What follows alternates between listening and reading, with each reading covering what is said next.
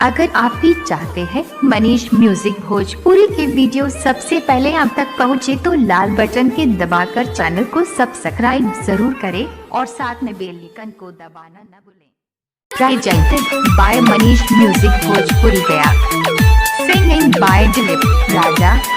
Recording by Manish music Bhojpuri. हमला गलिए साथी अपने कहानियां शादी के धराई गइले हमरो लगनिया ला भरवा लो बेला गल भाई के ओढ़निया ला भरवा लो बेला गल भाई के ओढ़निया। DJ Jyoti Prakash DJ Jyoti Prakash DJ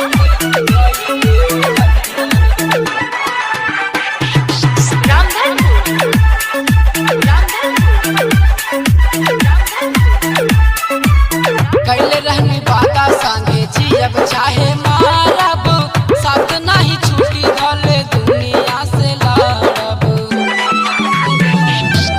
कैले रहनी बाता संगे जियब चाहे मारब साथ नहीं छूटी भले दुनिया से लड़ब। हार गेले आँख हम सुनी के बचनिया हरी गेले आँख हम सुनी के बचनिया ला भरवा रोवे लागल भाई के ओढ़निया ला भरवा रोवे लागल भाई के ओढ़निया।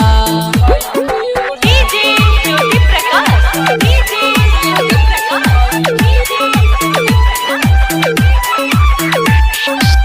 कैसे हम भुलाइब सखी जाई के ससुरवा जी नहीं पाइब मरी खाई के जहरवा।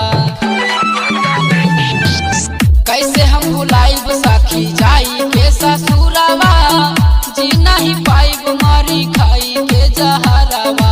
सोनावा के हरवा सिंपू दिहले निशानिया जान जाई दिलीप राजा हमारो कहानिया ला भरवा रोवे लागलै भाई के ओढ़निया ला भरवा रोवे लागलै भाई के ओढ़निया।